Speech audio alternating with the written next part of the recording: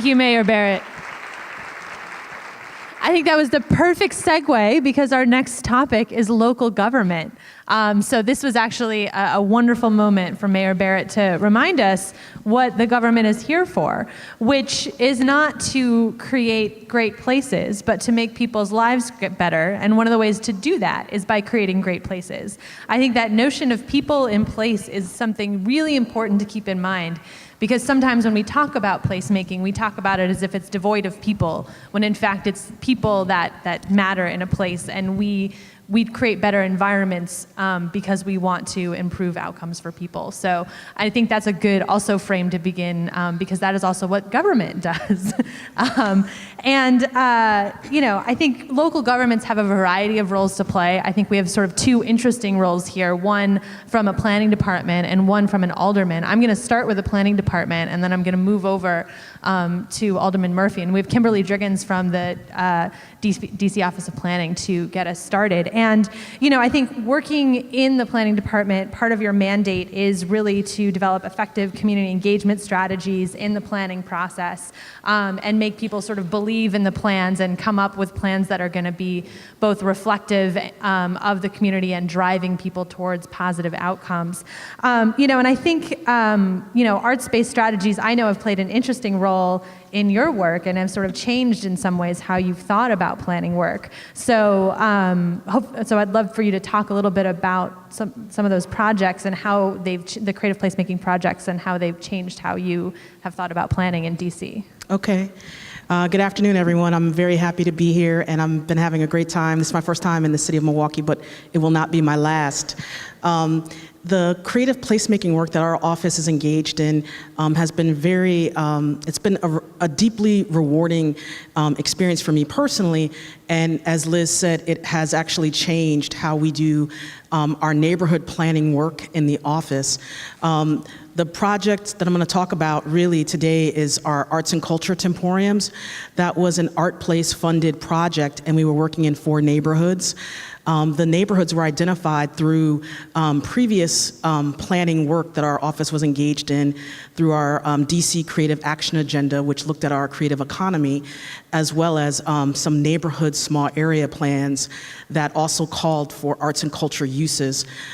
Within those communities, the projects looked very different, as I've heard over and over again today. Placemaking is very unique to its environment, and so the neighborhood projects, while they were going on in the same time frame, were all very, very different.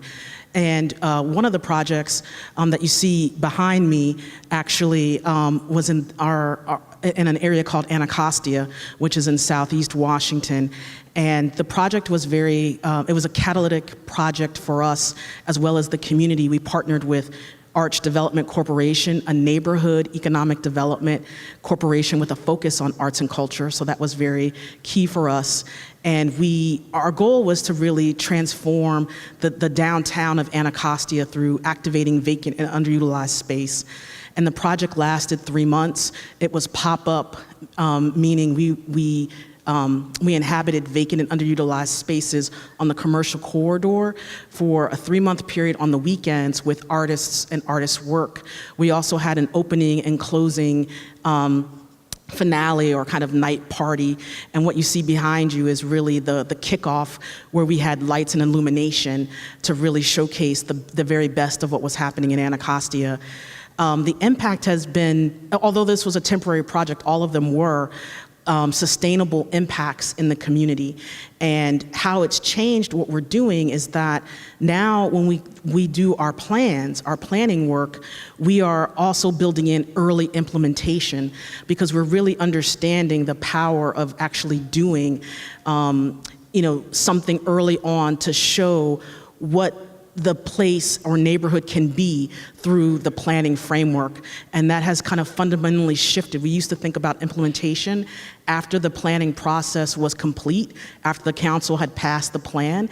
But now we're building into all of our plans early engagement to test the ideas that are coming up within community, and it's also bringing more people into the community planning process, because several folks will much rather engage in an art activity or participatory placemaking as opposed to just going and hearing about a plan. So there's been sort of a fundamental shift. I'm going to pause there and turn it over to Liz. And I think that's such a huge outcome. I mean, DC is a huge city, you know, and there's a lot of plans that are happening there. And to sort of understand the role of these sort of temporary and arts-based demonstrations and sort of incremental implementation can have in the planning process, I think is so interesting.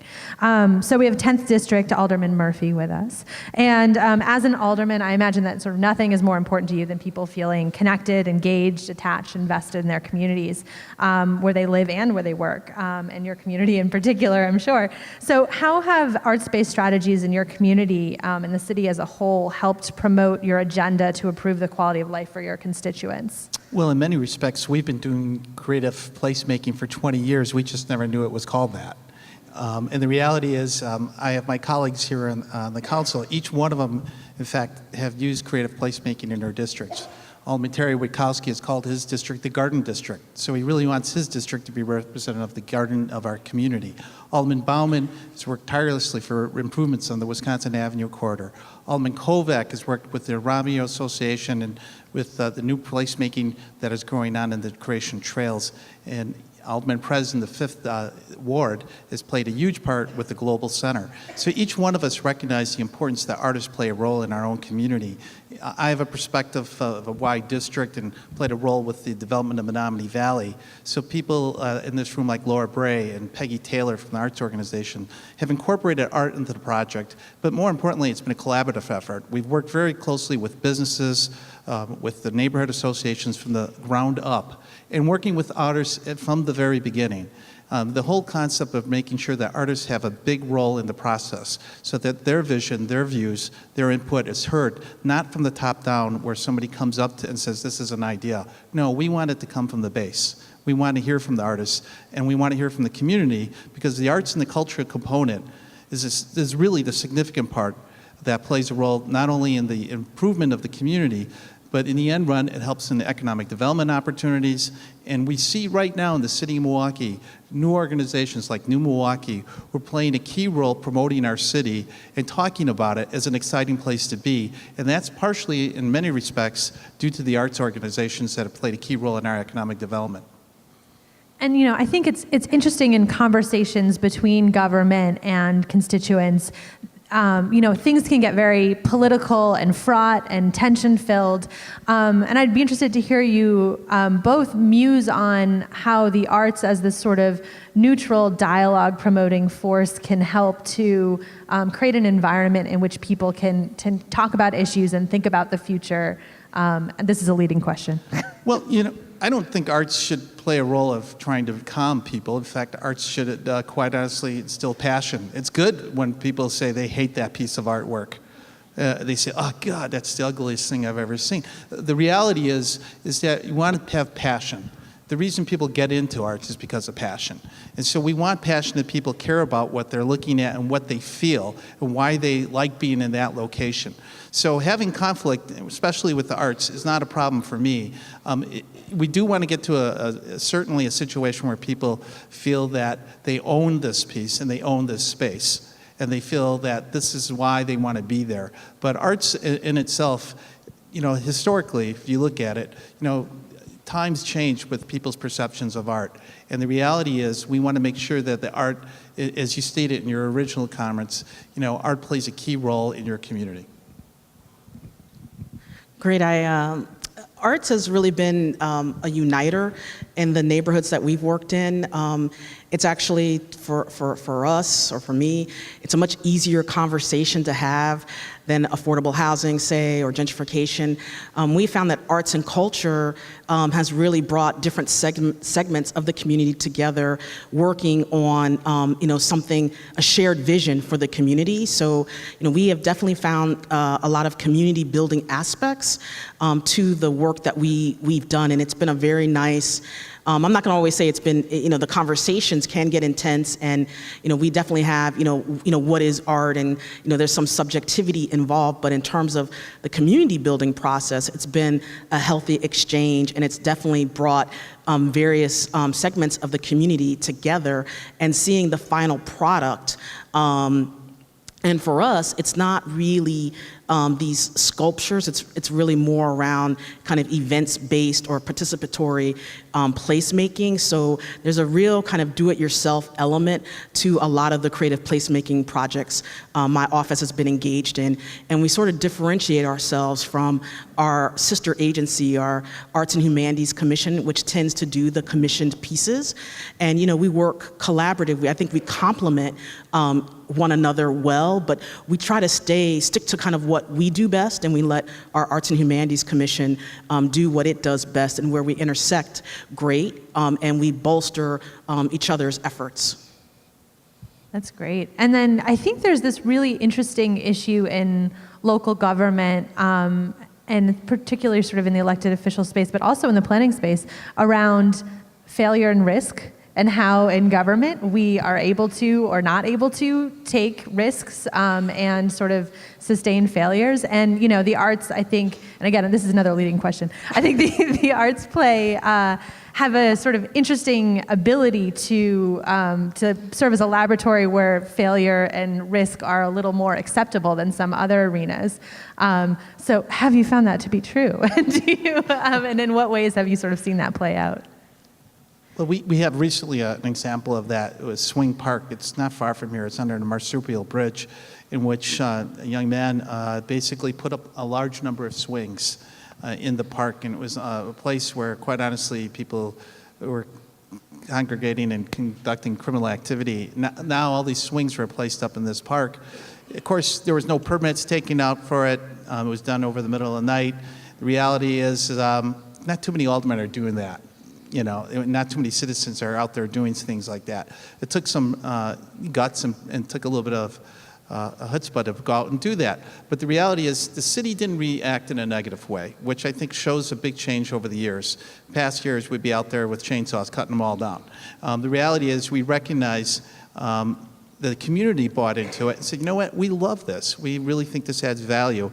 So now we're working with the individuals in that community to make sure they're put up in a way that they'll make sure the integrity of the public safety is there, but at the same time not creating bureaucracies and bureaucratic red tape to prevent that type of spontaneity and that willingness to take a risk. And I think that's important from a perspective from elected officials, also from government officials. We are very risk averse, and that's partially due to all the lawyers that may be in this room. But the reality is that artists challenge our perceptions and challenge our ability, and I think that's why we want to encourage that type of atmosphere in the city of Milwaukee where people are willing to think a little bit differently, and that's what arts is all about. Yeah, what he said. No, really, I mean, risk is part of it. I think in the arts and culture, I think we're liberated in that, we're trying to be innovative, and I think that it's been, a really good experience for our office. We kind of got outside of our box and kind of got outside of our comfort zone with some of these projects. And as long as you're learning quickly, and we had to learn quickly, we had to pivot. I think being flexible and not being. I mean, some of the projects, how we conceived them and how they manifested. Not so much that they weren't the same, but the process was, a solid process. We're always going to involve all segments of the community. And so you have to be open to change and how the project might morph over time. But at the end of the day, the outcomes, what we were looking to achieve, we were able to meet that. But, I think flexibility and being open to change is really key in executing community placemaking projects. Great. Well, I think that runs our time on that. Thank you to both of you. Great, thank you.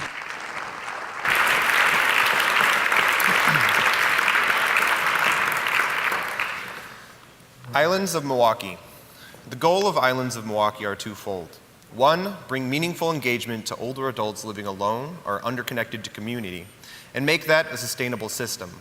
Two, use art to catalyze a community-wide conversation about the importance of connecting to community as we age.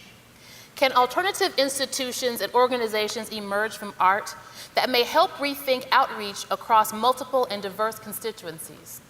Islands of Milwaukee, co-led by Ann Basting, professor of theater at University of Wisconsin-Milwaukee, and Maureen Towie, is a team of artists, volunteers, older adults, care providers, and researchers.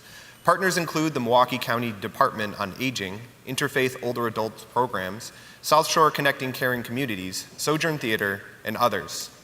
How do artists communicate and work in our city in order to make critical connections?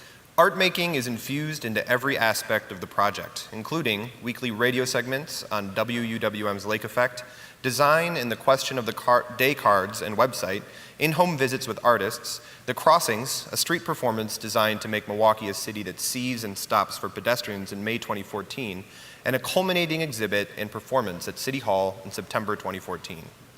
A person serving an essential role in your life asks you a question about you for the first time, and you get to know them. How do we make the invisible more visible with public art? Questions of the day cards are going out weekly through home-delivered meal services and interfaith and Goodwill meal sites. Questions include, what is your safe harbor? What blocks your path? What might you like to tell Milwaukee? How do we bridge our gaps? How do we judge community-based arts? Funding has been provided by the MAP Fund, the Princess Grace Foundation, Greater Milwaukee Foundation, National Endowment for the Arts, Helen Bader Foundation, and UWM. Thank you.